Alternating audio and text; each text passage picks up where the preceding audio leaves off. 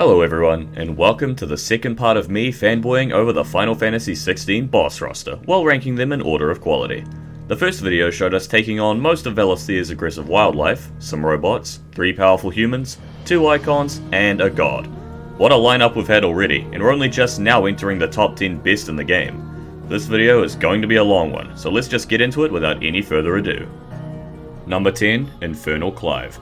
As someone who's always wanted to fight myself for my past mistakes, this fight resonates with me personally. Benedicta can cry its heart out because Infernal Shadow is awesome.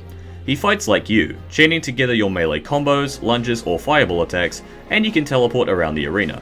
He's fairly easy to interrupt, so this is really more of a warm-up, if the Ifrit fight didn't do that for you literally minutes ago. He'll semi-prime before long, turning Dark Super Saiyan and becoming much more dangerous. Longer combos, more teleporting, more projectiles, more special attacks, more attacks being chained together, and much higher resistance to being interrupted. Moves like the lunge can become named attacks, giving you more of a warning, but also harsher consequences if you don't dodge. The Hellfire move he uses close to the end of the phase isn't hard on paper, you just need to make sure you're moving away and being wary of your spacing because the ground attacks will erupt upwards. However, I thought this might be a move that I had to stun him out of, not a required cinematic attack that you can't actually do anything about. And so it was here that I took my first death of the game. Hey, I'm an expert in beating myself up, and the other me shares that skill. However, we learn, improvise, adapt, and overcome, and then we still get knocked down in a cutscene. And then the music fades, and we get to one of the greatest moments in gaming history.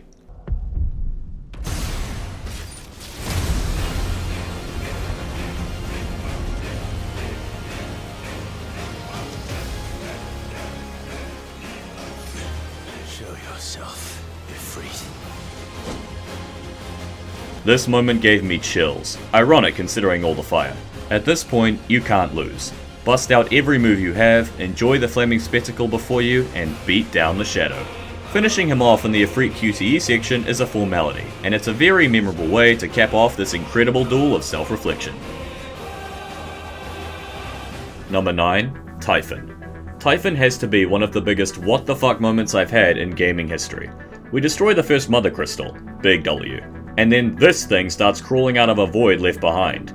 It takes out Ramuh with these, and then starts reaching for Clive, until Sid blasts it with his staff, and we end up in the... wherever the hell this is. After some little minion slaying, the big man decides he's ready to keep fighting, and clearly, this is a matter better suited to someone a bit... bigger.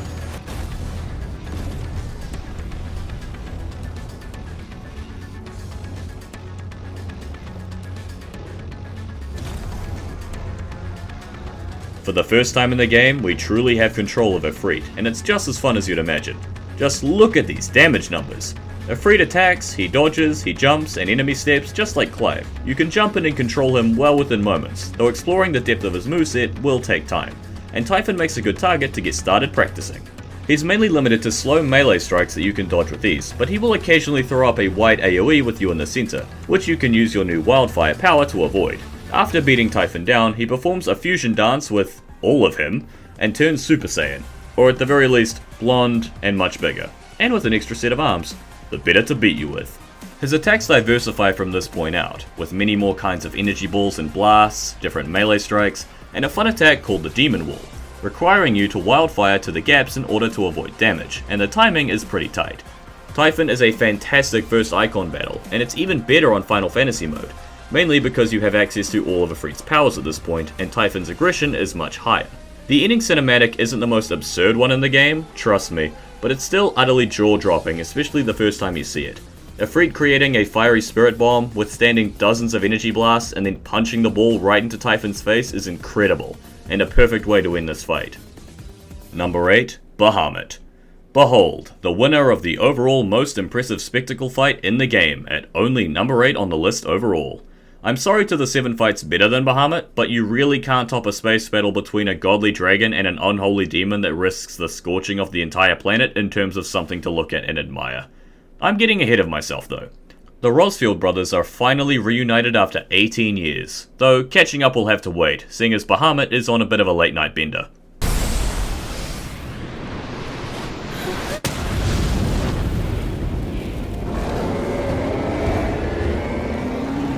The fight with Bahamut makes one thing clear immediately. God damn, I wish I had wings. Ifrit does learn Spit Flare halfway through the fight to provide you with a solid ranged attack and damage dealing option, and Bahamut dives at you fairly often to provide opportunities for proper combos and damage. The fact he can fly isn't unfair by any means. Joshua has also turned back into the Phoenix, and he's flying around in the background, doing chip damage here and there. Good on him, he's trying. However, Bahamut then reminds Ifrit the advantage of flight, and... ouch. We then control the Phoenix, and this phase of the fight is... alright. It's definitely more demanding than the fight with Ifrit in the prologue, and I'm glad the mechanics of the Phoenix weren't just a one-off thing.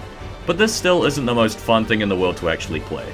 At the very least, the spectacle is still amazing, and this can almost be treated as a breather phase in the battle. Minus the countdown to Giga Flare, that is a tense standout moment from this phase. Making things better is that Away is playing once again, one of the greatest songs in the game, and one I'm very glad they brought back from the now skippable prologue section. The next phase with Ifrit and Phoenix teaming up is absolutely awesome. Joshua's flying around attacking for will damage and casting wards to protect you as Ifrit from Terra Flare. The two of you can even team up for stronger Spit Flares and Brimstone attacks.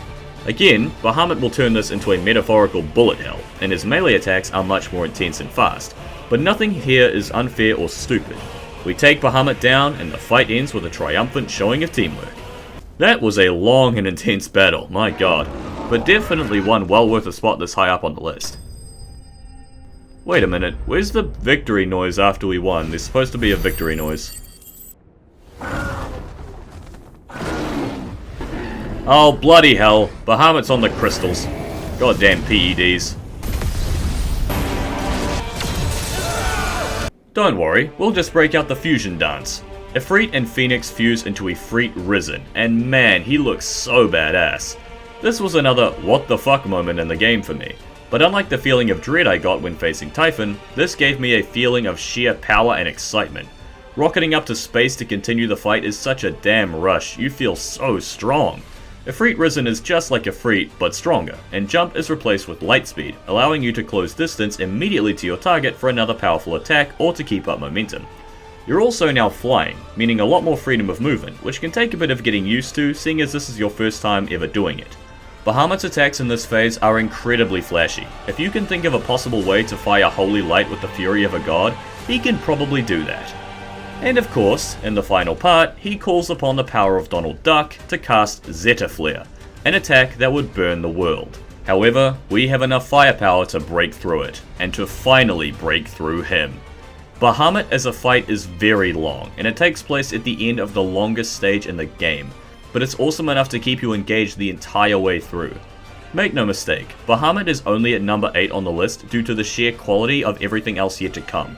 He himself is a 10 out of 10, and an amazing boss to close off the second act of the game. Number 7, the Timekeeper.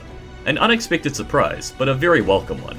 The Timekeeper appears in the Rising Tide DLC, and immediately claims a spot as one of the greatest humanoid fights in the game. It shouldn't be hard to see why. He can conjure weapons, fire them with telekinesis, and even freeze time. Like, literally freeze it. With ice. That's pretty cool. I talk more about this boss in my DLC review, so check that out if you want a deeper dive. But this boss is an excellent knight type fight. The sheer variety in attacks and weaponry is astounding, as well as the ways he can use them and chain them together.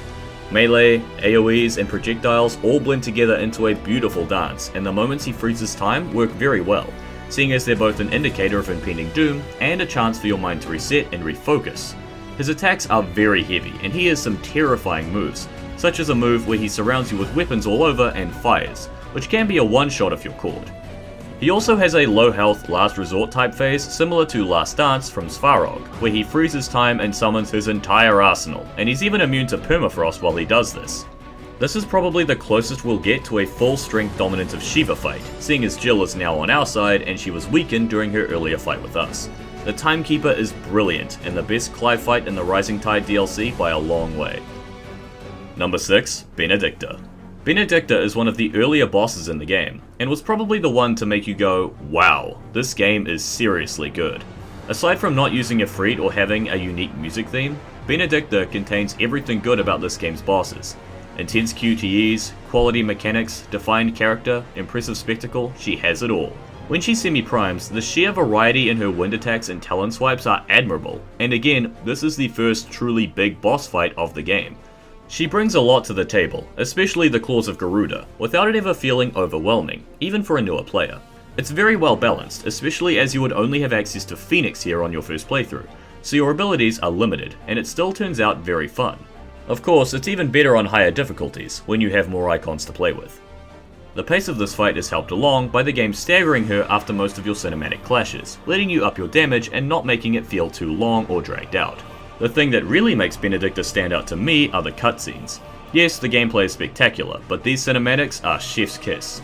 She uses her claws to grab you, slam you into walls, and throw you around like a rag doll. Torgal then saves you and gets blasted. Then Benedicta starts throwing buildings at you. Then Torgal comes back and saves you and does whatever the hell this is, and I love all of it. It's an easy contender for one of the greatest cutscene moments in the game. The way her moveset naturally escalates after each cinematic is also very well done, and it suits Benedicta's character, becoming more and more desperate as control of the battle slips away from her, and she knows it. This is the first big yes moment in the game, and despite being so early on, it stands out above so many others on the list, and it's easy to see why. Number 5. Leviathan. Throughout this list, we've fought men, women, gods, and monsters. Now, it's time for us to fight a baby. Yeah, see this giant sea snake that's going to drown the world if it's not stopped? That's actually a baby. That's one hell of a temper tantrum. Check out this video for a longer breakdown, but this fight was one of the greatest ways they could have capped off this game with the Farewell DLC. Leviathan is the hardest icon fight in the game by far, in line for a DLC final boss. The phase where you're falling down the waterfall is mainly a game of positioning and reaction speed when Leviathan bursts out of the water wall. I can nearly flawless this stage consistently. It's not too demanding, and it's a good warm up for the rest of the battle, seeing as it is only phase 1. Phase 2 then puts us out on a beautiful open ocean, the best place to fight a flying sea serpent with power over water when we are a grounded icon of fire. This phase is more of a taster course towards the true main event. Leviathan throws out a few projectiles and charges at you, but it's all perfectly avoidable without too much struggle. It's hard for me to talk about this phase without calling it just phase 3 but easier, so let's save my thoughts on it for then. Next is the most infamous part of the fight, the build up to Tsunami, the purple health bar, an incredibly tense countdown and the hardest part of the fight. This DPS check can be pretty frustrating, which is why Leviathan can't go any higher up on the list, though I would hardly call top 5 a bad spot. It's perfectly doable, but only if you're nearly perfect in your strategy and your execution, which can take a bit of trial and error to get right. And when it ruins what was a really good arcade run, it can leave you feeling just a little bit bitter. Fundamentally, it's perfectly fine, and a great phase of the fight that adds to the tension. I just think it's perhaps a little overtuned. But let me tell you, when you break that shield, when you get to that third phase, and when you hear that battle theme kick in, you forget all about your frustration and just enjoy the excellence being served to you on a plate. Leviathan goes insane. Charges, water rings and explosions, projectiles all over the place, bursting up through the water with only a moment's notice and just doing everything in its power to kill you. All while possibly the greatest boss battle theme of all time roars in the background, it adds together to make everything feel so damn good. Phase 4 just makes everything even more insane, upping the difficulty to new highs and requiring extreme skill to survive through it. But it all feels mostly balanced and mostly fair, and the adrenaline rush you get from it is hard to describe with words. You have to fight tooth and nail for every small victory in this fight, and I love that. The finishing cutscene is just as epic as expected, and it wraps up the battle with a perfect little bow. Aside from the small frustrations I feel with the DPS check, Leviathan is basically perfect, and it's a wonderful battle to end the Rising Tide DLC. Number 4, Omega. From one DLC Mega Boss to another, we now have Omega. After going through the whole game dealing with fantasy, magic, and only a little bit of science fiction, fighting through this crazy science magic tower is a huge shift, but one I'm living for, and Omega is the apex of that theme. The only Omega I've fought in Final Fantasy before is the super boss of Final Fantasy XV Royal Edition, and that was a pretty nuts fight. So let me tell you, this fight is 10 times crazier, and for all the right reasons. Omega's laser attacks are all creative and varied, ranging from triangles of doom to laser balls surrounding you to just giant cannons. And its melee attacks are deviously delayed to catch out any careless dodge spammers. It moves somewhat erratically and is overall more demanding than most other opponents you'd have fought in the base game. On the whole though, Omega isn't too bad. And then phase 2 starts. And the music begins, and he grows 2 extra arms. And then the fight becomes the single hardest Clive fight in the game and one of the most intense bosses I've ever fought in gaming, period. No, I don't know what's going on with the surrounding arena, and at this point I'm too afraid to ask. Omega goes into overdrive. It uses erratic melee combos that last for way longer than you'd expect, with incredible closing speed, and so many different lasers and projectiles that I'd run out of time if I sat here and described all of them to you. If they had an idea for an attack, it went into this boss fight, and it worked wonderfully, while also proving extremely effective at killing people. Oh, and once you've worn down its health bar enough, Omega gets desperate. It powers up, and begins constricting all of creation, as you do. All while it's still summoning dozens of lasers to interrupt your movement and spacing. This is a desperate final DPS test to just break this thing before it can break you, and it's easily one of the most tense moments in the game, nearly as much as Leviathan's damage check from earlier in the list, and its satisfaction from winning is second to none. Okay, second to 3 other bosses, but you get what I'm trying to say, I'm just using hyperbolic praise. Omega is amazing. It's possibly the most creative fight in the entire game, and an incredible DLC super boss, well worth top billing in this list. Number 3, Titan. You didn't think Hugo was going to get away, did you? We hunt him down, and he's having some difficulties. You good there, Hugo? I'll kill you, Roswell! Oh shit, I guess not. Come to me, Ifrit!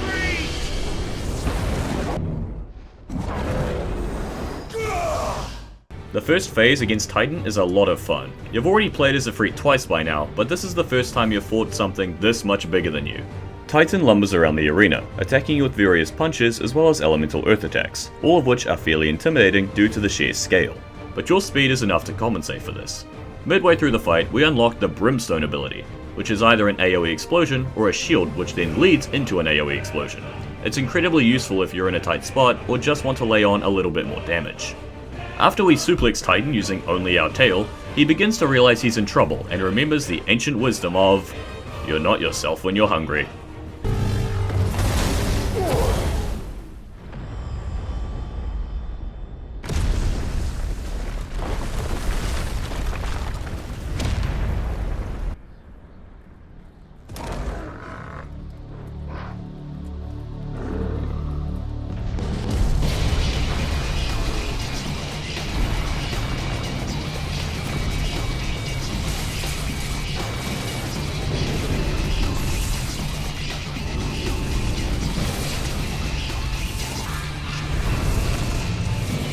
Titan Lost is the single greatest piece of spectacle in this game. Bahamut may take you to space and be more impressive visually overall as a battle, but this singular phase feels so vast and intimidating in terms of scale that it stands out even above that fight in my memory. Do or die as Ifrit charges straight towards this monster, in a moment that made me laugh and cheer in equal measure, seeing as this giant kaiju has been reasonably paced so far, but now he's just full out sprinting. Climbing this towering foe is very engaging. It's simple gameplay wise and reliant on cutscenes, but it's undeniably awesome. Once Titan is disarmed, the true battle begins, which may be a case of wait for the big guy to attack you and then attack his limb while it's down, but this fight is absolutely peak, so I forgive each and every cliche this phase may use. I mean, look at this final bit. We're taken up to the stratosphere, then we grab a tentacle spike thing and fly back down and use it as a javelin to split a literal mountain-sized monster in half. This cannot be topped. And indeed it isn't, seeing as the third phase is a small step down in quality, but it's only a small one. You are now falling down the body of Titan Lost as Titan Found tries to kill you one more time. This is still engaging, being able to precision dodge through every attack Titan uses no matter how illogical it is. And eventually, you whittle him down once more and challenge him to good old fashioned fisticuffs. The first phase is awesome, the third phase is awesome, and the second phase is possibly the best phase of the entire game. For that reason, Titan rises up to number 3 on this list and claims the honorary award for Best Pure Icon Fight in Final Fantasy XVI.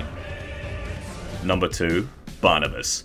The story of this boss's place on the list is one of perpetual improvement. Originally, Barnabas was only number 8, and that was before any of the DLCs. However, after replaying this fight a ton and delving more into Barnabas' character, putting him any lower than this would be wrong. This fight may not have the planet-busting spectacle of Bahamut, but what it does have is a brilliant clash of ideals and character debate, and gameplay that is arguably the best in the game. Our first proper introduction to Barnabas is him absolutely destroying us in a cutscene. Seriously, this is the worst beatdown we get in the entire game. We then get to challenge him to a rematch at the bottom of the ocean, after Odin cut it in half with a sword beam. Because Final Fantasy XVI. I won't waste any time describing this battle because it only ever goes one way. And thus is the light of hope severed.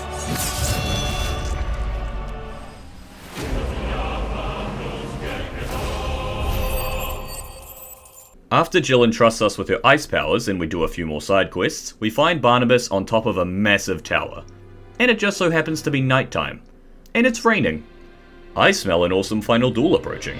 The battle of wills and ideology between these two men is awesome, and too good for this video to do justice, but let's just say we have a lot of reason to stop Barnabas in his tracks, both because of our ideals, and because he's stomped us twice, and I want payback. To give you an idea of what Barnabas is capable of, have you ever played Devil May Cry and heard of a character called Virgil? The dominant of Odin wields a sword that can cut through anything, and Barnabas uses those powers to their logical extremes. Sword combos and teleporting around like crazy are about what you'd expect from a boss like this, as well as the ability to block and parry to interrupt your combos, but his unique attacks are what make him stand out. He can draw several slash lines in the air and cut them all at once, making it a game of positioning for you to master at high speed. This is an awesome idea for an attack. Naturally, he can also whip out Judgment Cut, and he does so a lot, reminding me of a certain Wolf Bladesman when he does so. He also wields Gungnir just like Sleipnir did, and he has certain variations on his cutting attacks, such as a super wide horizontal slash that you need to get behind him in order to avoid. Facing Barnabas feels like facing a disciplined, masterful and refined swordsman, one that you need to match in precision in order to defeat, and doing so is very satisfying, making for a worthy battle, but probably only in the lower half of the top 10. Also it would be if the battle had stopped here. It doesn't. Buddy, I think you might be compensating for something there.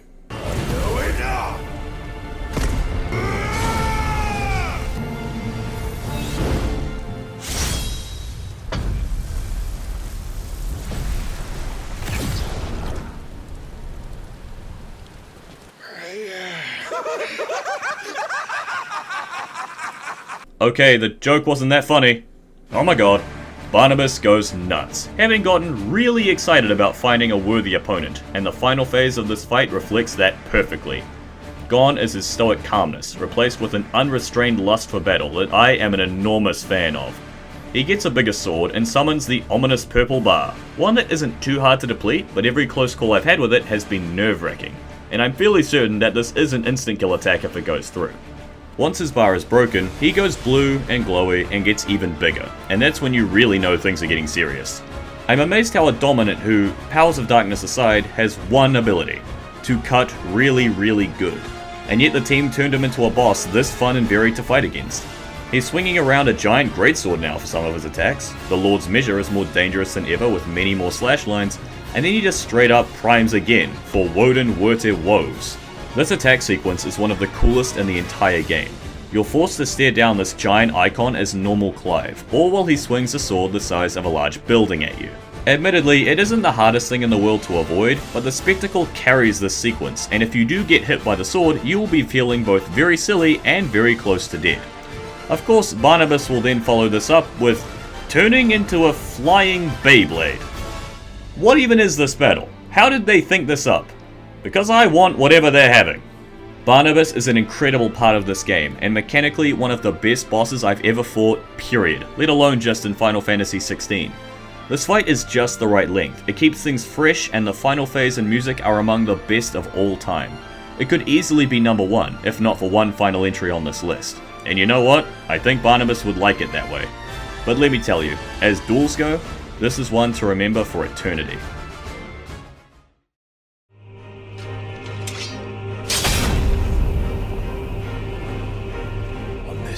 My sword, I swear, to shield the Firebird's flame forevermore.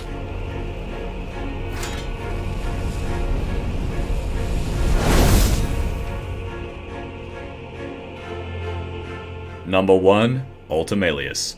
The top spot on this list was insanely hard to narrow down. Between any of the top 5, all of them could take this place for different reasons on different days. But at the end of the day, the sheer spectacle, mechanical quality, length, and emotional weight of the final boss led it to take the top spot. After an intense QTE sequence where Ifrit, Phoenix and Bahamut all battle Ultima, we undergo extensive heartbreaking cutscenes. Once they're over, we steal our resolve and take up our sword against this uncaring god to earn the freedom of the world. Ultima wields every powerful magic in the game, calling upon Flare to burn you, Holy to smite you, and Ultima, the spell, not the character, to force you to back up, lest you be disintegrated. All of this between his magic punches, charges and dives make for an impressive first phase, and while he steps things up between phases, it's clear that he's got a lot more power to show. Of course, we're giving him way more of a fight than he ever anticipated, so Ultima starts getting angry, and after hours of dealing with his confident monotone, this is very satisfying to see. In response to our defiance, he primes, and now that we've fully absorbed the power of the Phoenix, we do the same, and Ifrit Risen rises again. This is a great phase as well. It feels almost like fighting a mirror, seeing as he can copy a couple of your moves. The main threat here is just the sheer amount of energy attacks Ultima Risen has. Beams, triple teleporting beams, pulsing rings, giant orbs that you can precision dodge through but are terrible for judging the distance, and of course he does have a super scary purple build-up attack, Purgatorium. It's not so hard to bring down if you avoid damage, use your super moves as soon as possible, and have mastered Ifrit Risen's max damage combos, but the ominous countdown still gets my heart beating a little faster, and it took me quite a while to get to this point of confidence. How is this possible?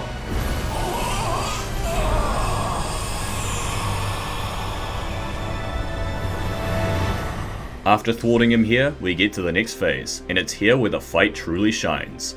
We finally see Ultima's true form, Ultim Malus. While he keeps the more generic Ultima attacks now amped up to 11, he starts using the icons against you. The claws and grapple of Garuda, lightning from the sky from Ramu, the expanding earthen AoEs of Titan. The moves you've spent hours mastering are now the moves that he's going to use to kill you. They're pretty tough to avoid too, mainly the ones from Titan, and he deals damage suitable for a final boss. After a little bit of whittling him down, we witness one of the greatest mid-fight QTEs ever. Just take a look. Gale's unrelenting.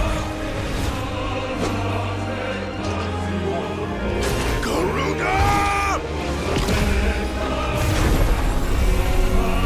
Away, Clive!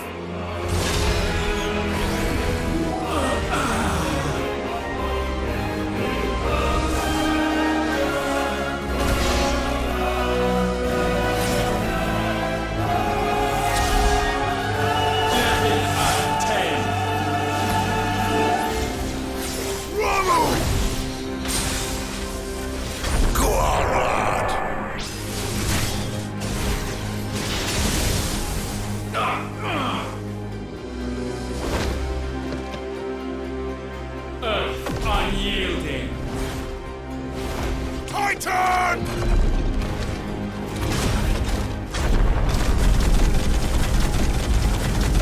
Give him out, Clive!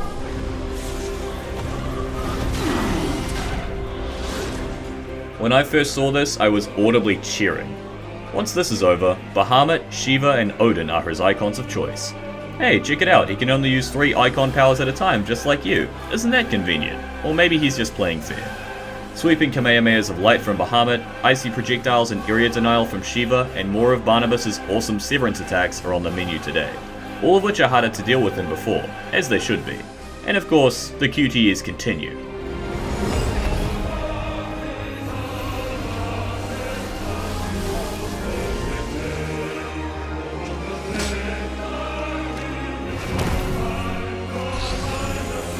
Light undying! Bahamut! That's my boy!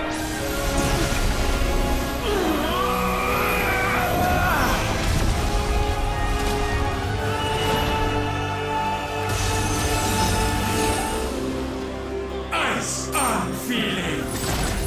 Shiva! Together!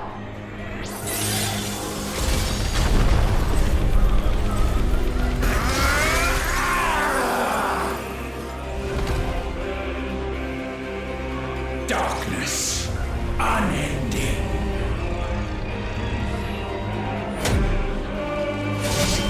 Odin.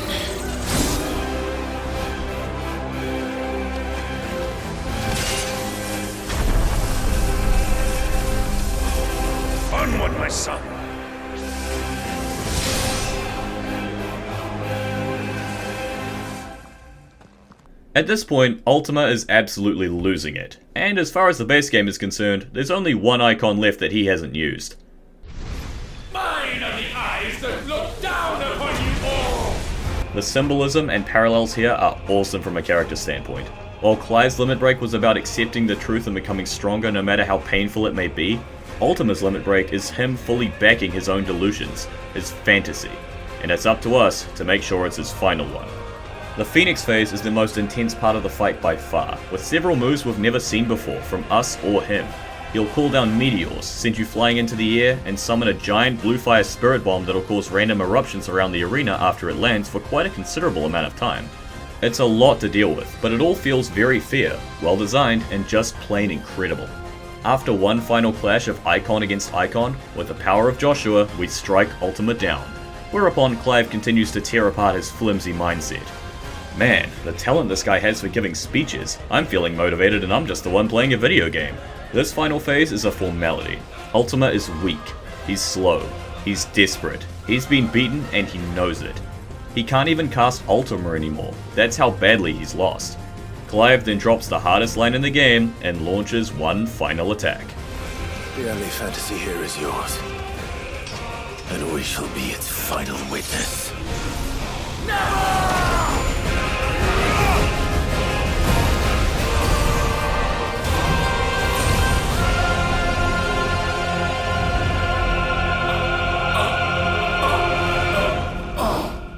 I said, it's over!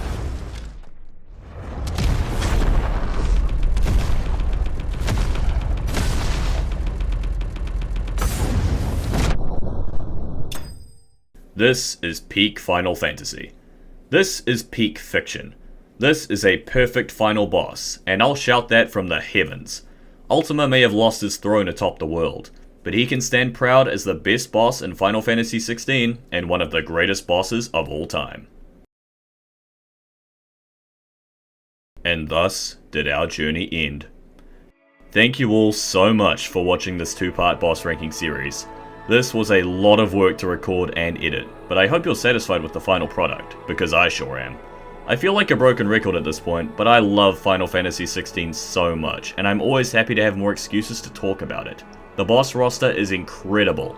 Pound for pound, I maintain it's probably the best lineup overall out of any game I've ever played, and I will hold that position until something better comes out, which I don't think will be for a long time. There's one more video I have planned to make about Final Fantasy XVI, so you can always look forward for that in the future. But for now, I think it's time that we have a rest from the world of Valisthea. After all, there's a certain DLC that just came out, with some bosses that demand my attention. If you enjoyed this video, please like, share, and subscribe. I put a ton of effort into this one. If you think that I've earned it, consider checking out my Patreon if you want to support the channel further. Leave suggestions for future videos in the comment section below, as well as your thoughts on the bosses of Final Fantasy XVI. I'd love to hear all about them. And again, once more, thank you for watching, and I will see you all in the next video.